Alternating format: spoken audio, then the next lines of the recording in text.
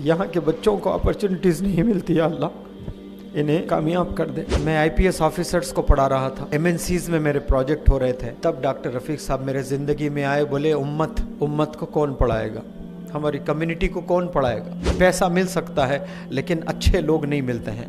एक मेंटर को बनाकर रखना। अपने ज़िंदगी में कामयाब होना चाहते हो। पेट्रोल हो जाता तो ऐतल कुर्सी पढ़ के दम करके गाड़ी को वहीं का वहीं रोककर इंस्टीट्यूट पैदल जाता था, तो 3 घंटे तक दिल में धड़कन रहती थी कि मेरी गाड़ी है कि चलेगी। इतने अच्छे लोग इंग्लिश हाउस एकेडमी से जुड़े हैं। मैं कहता हूँ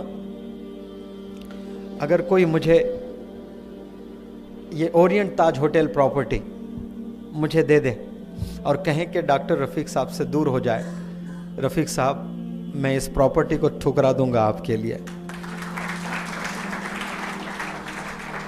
याद रखना, अच्छे लोगों से दोस्ती करना ये बहुत बड़ी दौलत है। ऐसी बड़ी दौलत है जो आसानी से मिलेगी नहीं आपको। पैसा मिल सकता है लेकिन अच्छे लोग नहीं मिलते हैं। एक मेंटर को बनाकर रखना। अपने ज़िंदगी में कामयाब होना चाहते हो।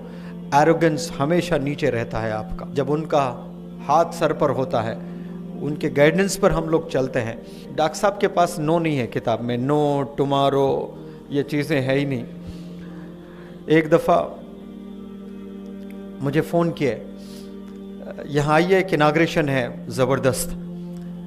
डॉक्टर साहब का ज़बरदस्त जो है कम से कम हम लोग के 1000 गुना हम लगा कर बोलते हैं ना ज़बरदस्त, उनका नॉर्मल ज़बरदस्त भी वैसा होता है, यानी आदमी में वो मोटिवेशन आता है।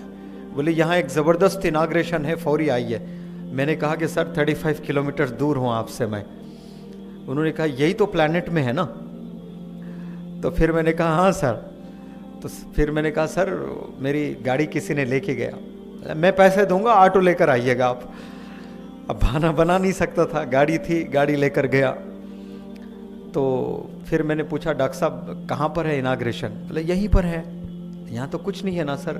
तो ऐनक की दुकान होती ना, स्पेक्टिकल्स, कई सारे लोग चश्मा पहने हुए हैं यहाँ पर।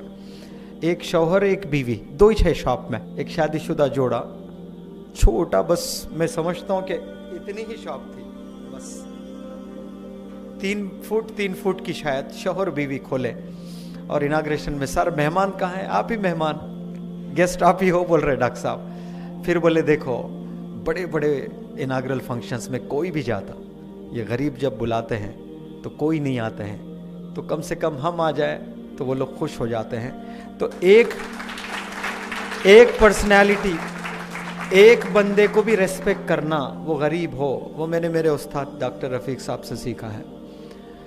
शायद मैं पर्सनैलिटी डेवलपमेंट ट्रेनर नहीं बनता अगर मेरे साथ डॉक्टर रफीक साहब ना होते। मैं आईपीएस ऑफिसर्स को पढ़ा रहा था, एमएनसीज में मेरे प्रोजेक्ट हो रहे थे, तब डॉक्टर रफीक साहब मेरे ज़िंदगी में आए। बोले उम्मत को कौन पढ़ाएगा, हमारी कम्युनिटी को कौन पढ़ाएगा। आप तो बहुत अच्छा कर लेंगे, आपके वालिद का इंतकाल हो गया, अकाउंट में कुछ चाहते हैं उनके। मैंने कहा कि सर उनके लिए तो जान हाजिर है। मैं तो सोच भी नहीं सकता था कि मेरे वालिद के बिना इस रोए ज़मीं पे मैं कभी सांस भी ले सकता था, इतना अटैचमेंट। उन्होंने दुखती रग पे हाथ रखा और कहा कि वालिद साहब के अकाउंट में कुछ चाहते हो तो गरीब बच्चों को पढ़ाइए, ऐसे बच्चों को पढ़ाइए जिन्हें अपॉर्चुनिटीज़ नहीं है।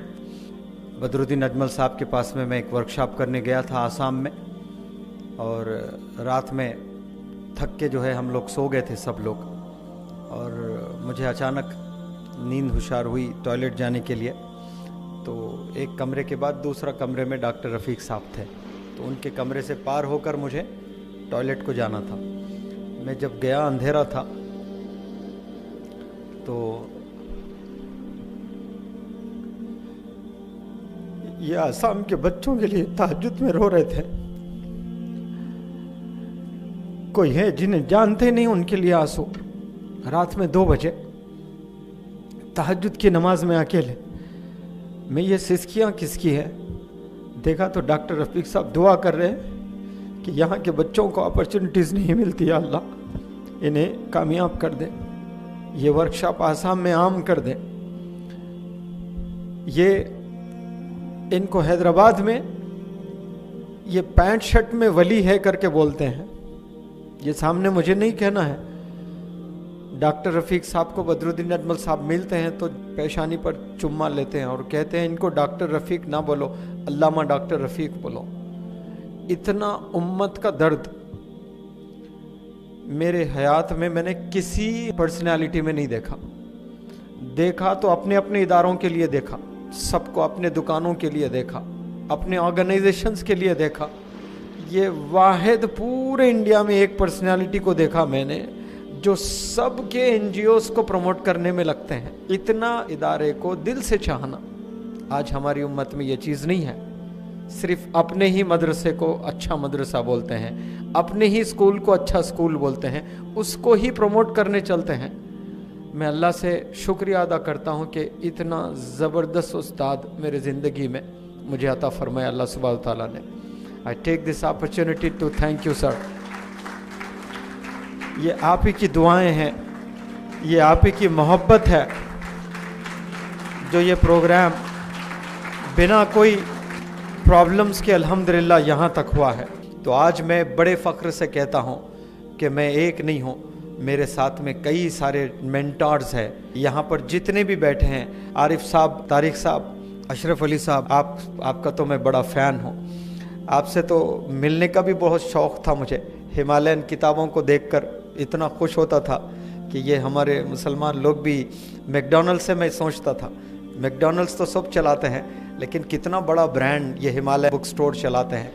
कभी कभार जाकर किताब ग्रामर की देखकर पैसे नहीं होते थे सर, कुछ इडियम्स देख लेके आ जाता था मैं। आपके शॉप में भी आके कई दफ़ा ऐसा किया था मैं।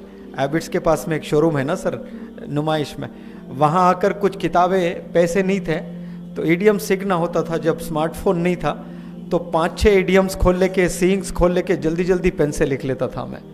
मेरा स्ट्रगल आप लोग नहीं जानते, कितनी मेहनत किया मैं अंग्रेज़ी सीखने के लिए। आप लोग 1% भी शायद किसी ने यहाँ पर किया होगा जो मेहनत मैंने की है।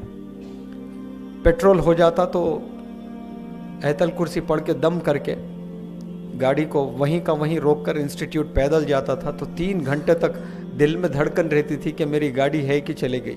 दूर से जब वापसी में 12 बजे रात में गाड़ी दिखती थी तो ऐसा खुश होता था जैसे ताजमहल मिल गया है। वो मेहनतों से मैं यहाँ पहुँचा हूँ।